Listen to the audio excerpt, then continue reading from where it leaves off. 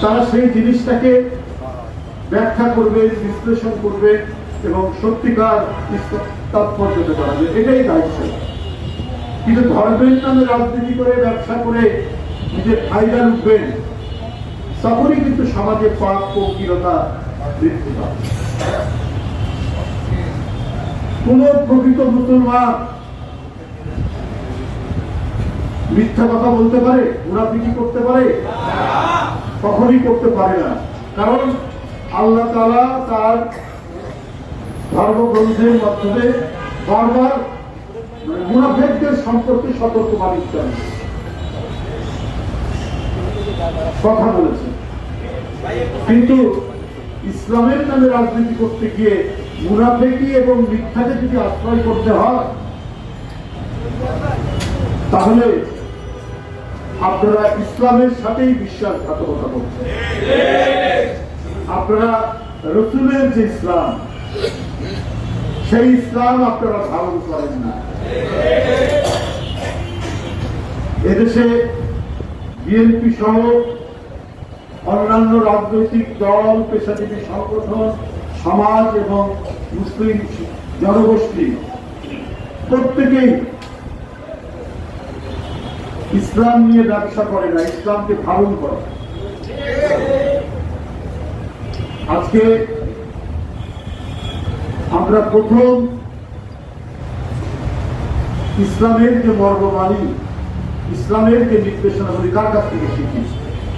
মায়ের কাছ থেকে। সবচেয়ে বেশি ইজ্জত দিয়েছে ইসলাম মহিলাদেরকে। মা যতবার সন্তানদেরকে নামাজ পড়ার কথা বলে, জুম্মার দিনে মসজিদে যাওয়ার কথা বলে,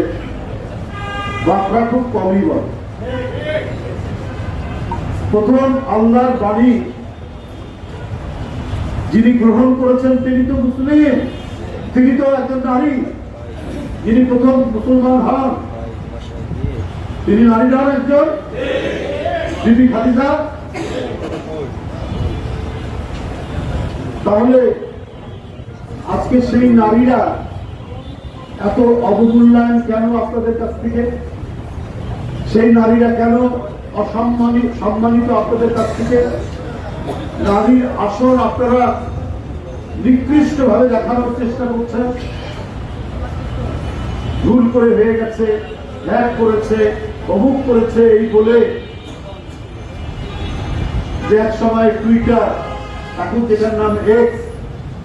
ভেরিফাইড এক্স, সেখানে বাজে মন্তব্য করে, কুরুচিপূর্ণ মন্তব্য করে এখন নানা কথা বলছেন। এই যে সারা দেশে ছিছি পড়ে গেছে, সারা দেশের নারীরা, মহিলারা তীব্র ক্ষোভে ফেটে পড়েছে। এখন সেই আমির সাহেব তার এই যে নারীদের প্রতি অবমাননামূলক বক্তব্যের জন্য সারা দেশে যে তীব্র প্রতিক্রিয়া সৃষ্টি হয়েছে, সেটিকে এখন ডাইভার্ট করার জন্য তিনি এখন স্বাধীনতার ঘোষক নিয়ে কথাবার্তা বলছেন।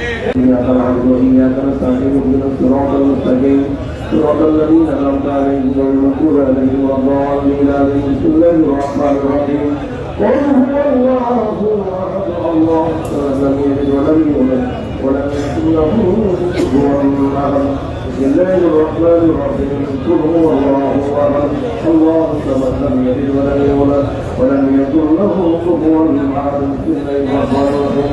قل هو الله احد الله الصمد لم يلد ولم يولد ولم يكن له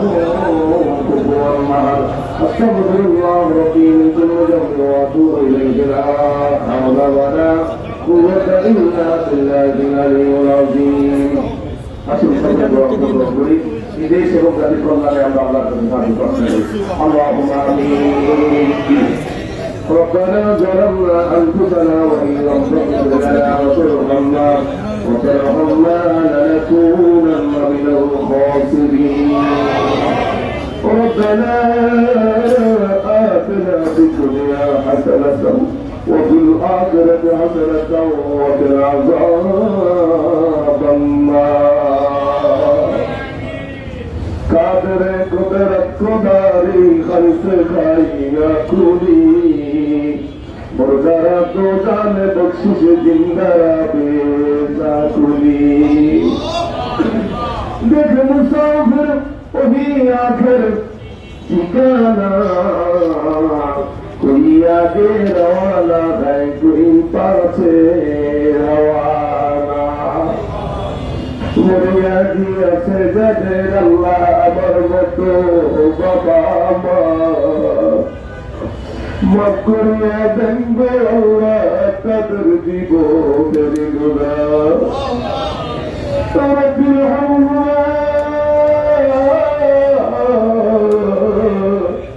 আমার বয়ানি সবিরা দিকে তাকালে কত সন্তান বাবাকে বাবা বলে ডাকে মাকে মা বলে ডাকে আমার মতো যার মাও নাই বাবাও নাই আল্লাহ আমার পর্যন্ত যদি ডাকি বাবা মা কোনদিন সারা দিবে না গো আল্লাহ ওই অথবারা বাবা মা যাদের অন্ধকার কবরে শহীদ আছে রব্বুল আলামিন আজকেই সবে বড় ছেড়ে দিয়ে রসুলাই তাদের তামাম জীবনের গুনাহগুলো আল্লাহ মাফ করে দাও আল্লাহ বাবা মাথার গাম পায়ে ফেলে মা 10-5 দিনের ধারণ যদি না করতেন আল্লাহ এই পৃথিবীর সূর্যের আলো দেখার কোনো সুযোগ ছিল না সেই বাবা মার নাই বলি করে বাবা মার তামাম জীবনের গুনাহগুলো আল্লাহ মাফ করে দাও রব্বুল আলামিন তোমার হাবিব বলেছেন সন্তান যখন তুমি রব্বুল করিমের কাছে হাত তুলে বাবা মার জন্য দোয়া করে সন্তানের চোখের পানি গান করিলে পড়া আগে তুমি রব্বুল করিম সেই বাবা মার জীবনের গুনাহগুলো মাফ করে দাও থাকেন নাই এদেশকে নিয়ে এদেশকে বলার জন্য জীবনের শেষ দিন পর্যন্ত কাজ করে সারা বাংলা নগরে দিয়া উত্তরে সিনেমের চাই সহায় করেছেন যাদের পানি করে আমাদের জীবনটাকে ঠিক করে দাও রব্বুল আলামিন তার সহকর্মী আমাদের মাথা গণতন্ত্রের মাথা তিনি আল্লাহর বিরুদ্ধে জীবনের শেষ দিন পর্যন্ত যুদ্ধ করেছেন লড়াই করেছেন আয় আল্লাহ ভোগ বিলাসিতা ত্যাগ করে জীবনের শেষ দিন পর্যন্ত গণতন্ত্রের উদ্ধারে এই দেশে উন্নতিকে রাখতে পেরেছেন সে আমাদের বাপ ৩৫ ডিসেম্বর আয় আল্লাহ পৃথিবীর সফর শেষ করে সবই পাশে শেরে বাংলা নগরে দিয়া উদ্ধারে ছিল যাই সাইড আছে মেহরবানি করে আমাদের মাকে আপনি মাফ করে দিন আমাদের সাংগঠনিক সন্তান হয়ে মায়ের জন্য জাতির কাছে দোয়া ছেড়ে দেব আল্লাহ রাব্বুল আলামিন উপস্থিত সকলকে নিয়ে লাইলাতুল মুবারাকাতুল আল্লাহ ফিরে তোমার দরবারে হাত তুলেছি আমাদের মায়ের জীবনের তামাম জীবনের গুনাহগুলো তুমি মাফ করে দাও কর্মময় জীবনে যে ভালো কাজগুলো করেছে ভালো কাজ তুলতে নজর করে দাও রাব্বুল আলামিন তাদের কলিজার টুকরা আরবাত রহমান প্রভুকে তুমি জান্নাতবাসী করে দাও রাব্বুল আলামিন আমাদের সাংগঠনিক এবং বিএনপির চেয়ারম্যান এই দেশ এবং জাতিকে নিয়ে যে স্বপ্ন দেখছেন বাবার মতো মায়ের মতো দেশ এবং জাতির বিজ্ঞান করে দাও আল্লাহ বিগত দিনে বিএনপির যে সমস্ত নেতা কর্মীরা দেশের জন্য জীবন দিয়েছে তাদেরকে কবুল মঞ্জুর করে দাও আল্লাহ দেশে গণতন্ত্র প্রতিষ্ঠা করার জন্য তুমি তৌফিক দান করে দাও সমস্ত ষড়যন্ত্র উপেক্ষা করে আগামী 22 ফেব্রুয়ারি যে দেশের ত্রয়োদশ সংসদ নির্বাচন সেই নির্বাচন সুন্দরভাবে সুষ্ঠুভাবে পরিচালনা হয়ে দেশ এবং জাতি যাদের কাছে নিরাপদ তাদের হাত দিয়ে রাষ্ট্র পরিচালনার তৌফিক দান করে দাও সুবহানাল্লাহি ওয়া বিহামদিহি আম্মা ইয়াসিফুন ওয়া সালামুন আলাল মুরসালিন আখিরি বলে আপনি সবাই আমাদের জবানে জারি করে দিও না ইলাহা ইল্লাল্লাহু মুহাম্মাদুর রাসূলুল্লাহ